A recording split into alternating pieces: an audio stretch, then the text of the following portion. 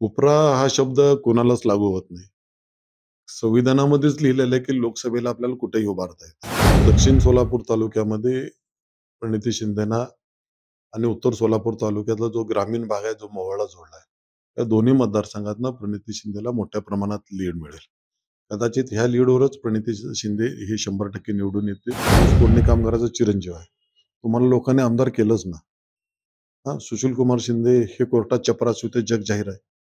त्याच्या आधी ते बुड्डी का बालिक होते, ते जाहीर आहे. दक्षिण सोलापूर तालुक्यातील माजी आमदार आणि सोलापुरातील दिग्गज नेते दिलीप माने यांनी काँग्रेसमध्ये प्रवेश करण्याचं असं जाहीर केलेलं आहे. कार्यकर्त्यांचा मेळावा देखील झालेला आहे, बैठक देखील झाली आहे. कार्यकर्त्यांनी सांगितलं आहे की काँग्रेसमध्ये प्रवेश करून आगामी लोकसभा निवडणुकीत प्रणिती शिंदे यांना मतदान करायचं असं जाहीर झालेलं आहे. तर सोलापुरात काँग्रेसचे उमेदवार प्रणिती शिंदे आणि राम सातपुते यांच्यामध्ये आरोप प्रत्यारोप सुरू झालेले आहेत. एकमेकांवर चिखलफेक देखील सुरू होत आहे. वैयक्तिक पातळीवर टीका होत आहेत. आपल्यासोबत आहेत काँग्रेसचे दिग्गज नेते दिलीप माने. ही जी टीका टिप्पणी जी चालू आहे म्हणजे सुशीलकुमार शिंदे यांच्यावरती जी वैयक्तिक लेवलला टीका चालू आहे आणि प्रणिती शिंदे यांनी उत्तर दिलेलं आहे की माझ्यावर टीका करा, माझ्या वडिलांवर नको. तर तुम्ही काय सांगाल यावर? हे साहजिकच आहे. टिपाटिपणी बंद झाली पाहिजे. सोलापूरची संस्कृती तशी नाही आहे आणि भारत स्वतंत्र झाल्यापासून ह्या सोलापूर जिल्ह्यामध्ये खूप मोठे नेते होऊन गेलेले आहेत. पण वैयक्तिक टिपाटिपणी केलेली नाही आहे किंवा कुठले एकमेकावर आरोप केलेले नाही आहेत. आणि एक वेगळं सोलापूरची संस्कृती असल्यामुळं लोकांना हे आवडत नाही आहे. लोकाला, जनतेलाही आवडत नाही टीका-टिप्पणी करणं, एकमेकाची चौकशी करणं, लावणं, बोलणं. मी दोघांनाही एक विनंती करतो, की सोलापूरचा एक मतदार, एक नागरिक, एक माजी आमदार म्हणून, की आपण हे दोघांनाही थांबवावं आणि एक खेळीमेळीच्या वातावरणात ही निवडणूक झाली पाहिजे. जनतेला आवडेल असं असायला पाहिजे, की कायम कटुता नसते.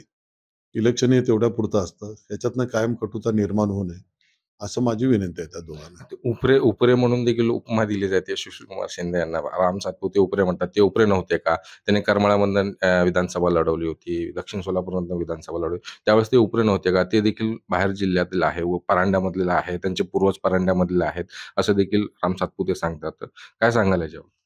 उपरा हा शब्द कोणालाच लागू होत नाही. संविधानामध्येच लिहिलेलं आहे, की लोकसभेला आपल्याला कुठेही उभारता येतं. त्या मतदारसंघातलं आता आमचे ज्येष्ठ नेते आदरणीय राहुल गांधी केरळामध्ये जाऊन उभारतायत. कधी नरेंद्र दुसऱ्या देशामध्ये, दुसऱ्या स्टेटमध्ये. मोदी देखील मोदी साहेब दुसऱ्या राज्यात जाऊन वाराणसीला जाऊन उभारतात. संविधानामध्येच उभारायचं ठरलंय ना, उपरं-पिपरं हे काय नाहीये. शिंदे साहेब आले, तिथं लोकांनी त्यांना स्वीकारलं. आता राम सातपुते आलेत. लोकांनी स्वीकारायचं न स्वीकारायचं त्यांचा भाग आहे. आणि कायद्यानंच बंधन असताना आपण काय करू शकतो? आपल्या देशामध्ये आपण कुठेही कधीही कुणाच्याही मतदारसंघामध्ये जाऊन उभारायचं आपल्याला अधिकार आहे. त्यामुळे हा विषय दोघांनाही ड्रॉप करावा. त्यांनी बी काढू नये, यांनी पण काढू नये. सुषमा शिंदे यांची संपत्तीची प्रत्येक विटा-विटाचा म्हणजे हिशोब द्यावा, असं मागणी केलेली आहे राम सातपुते यांनी. म्हणजे अफाट संपत्ती कमवलेली आहे, ते वेगळ्या मार्गातून कमवलेली असा आरोप करत आहेत. काय सांगाल? निवडणुकीच्या काळामध्ये शिंदे साहेब या सोलापूर जिल्ह्यामध्ये मागच्या 30-35 वर्षापासून निवडणूक उभारतात. जेव्हापासून निवडणूक आयोग सेशन होतंय, तेव्हा नंतर आपलं संपत्ती आपण डिक्लेरेशन करायचं आहे आणि पेपरला द्यायचं आहे, वेबसाईटवर टाकायची आहे आणि निवडणूक आयोगाकडे द्यायचं आहे. म्हणजे आपल्याला सोनं किती, गाड्या किती, पैसा किती, जमीन किती, हे लिहिलेलंच असतं ना. त्यातनं इन्कम टॅक्स अधिकारी हे सगळे चौकशी करतील ना त्याच्यात. राम सातपुते साहेब आता 5 वर्ष झालं आपल्या सोलापूर जिल्ह्यामध्ये काम करतात. शिंदे साहेबांना चांगले ओळखतात. महाराष्ट्र देश ओळखताय. अशा वेळेला चौकशी करायचं आता 10 वर्ष झालं त्यांचंच सरकार होतं. त्या सरकारमध्ये चौकशी करायचं आम्ही कुणाला थांबवलेलं नाही किंवा शिंदे साहेब कोणावर थांबवलेलं नाही. कायद्याने जी यांनी चौकशी करा. आता ह्या इलेक्शनच्या पिरियडमध्येच तुम्ही असं का सांगणं बरोबर नाही ना. चौकशी करा. निवडणूक लढवा. निवडणूक वैयक्तिक पातळीवर जाऊ नका. लोक कुणाला स्वीकारतील, स्वीकारतील. असंच माझी इच्छा आहे तेवढं. दक्षिण सोलापुरातनं एक मोठा मतदार प्रणिती शिंदेच्या मागे उभं राहणार असं काही तुमच्याच कार्यकर्त्यांनी काल माहिती दिलेली आहे. तर तुम्ही देखील एक म्हणजे अनुभवी राजकारणी आणि दक्षिण सोलापुरातला गाढा अभ्यास आहे तुम्हाला. तर दक्षिण सोलापुरातनं प्रणिती शिंदेंना कसं लीड मिळेल? दक्षिण सोलापूर तालुक्यामध्ये प्रणिती शिंदेना आणि उत्तर सोलापूर तालुक्यातला जो ग्रामीण भाग आहे, जो मोहोळला जोडला आहे. या दोन्ही मतदारसंघातनं प्रणिती शिंदेला मोठ्या प्रमाणात लीड मिळेल. कदाचित ह्या लीडवरच प्रणिती शिंदे हे 100% निवडून येतील आणि ते खेळीमेळ्याच्या वातावरणामध्ये आमच्या दक्षिण सोलापूर तालुक्यातले मतदान करतील. विरोधक जर असतील तर त्यांना अ, अ, वेगळी पद्धतीनं आम्ही हँडल करू. पण असलं कुठलंही न करता आम्ही व्यवस्थितपणे प्रणिती शिंदेला जास्तीत जास्त लीड ह्या दक्षिण सोलापूर और उत्तर सोलापूर ग्रामीण जो मोहळा जोडलेला आहे, त्यातनं आम्ही 100% लीड देऊ. राम सातपुते असं म्हणजे भाषणातनं प्रचार करतायत, की मी ऊसतोड कामगाराचा मुलगा आणि ती माजी मुख्यमंत्र्याची मुलगी, सोन्याचा चमचा घेऊन जन्माला आलेली मुलगी. तर हा ऊसतोड कामगारांचा मुलगा किंवा ऊसतोड कामगार हा शब्द आणि माजी मुख्यमंत्र्यांची मुलगी किंवा कन्या आणि सोन्याचा चमचा हा शब्द जे आहे ग्रामीण भागात किंवा शेतकरी वर्गात हा फरक पडेल का ह्या शब्दाचा ऊसतोड कामगाराचा? नाही, प्रत्येकाच्या कष्टाचा, प्रत्येकाचा नशिबाचा हा भाग असतो.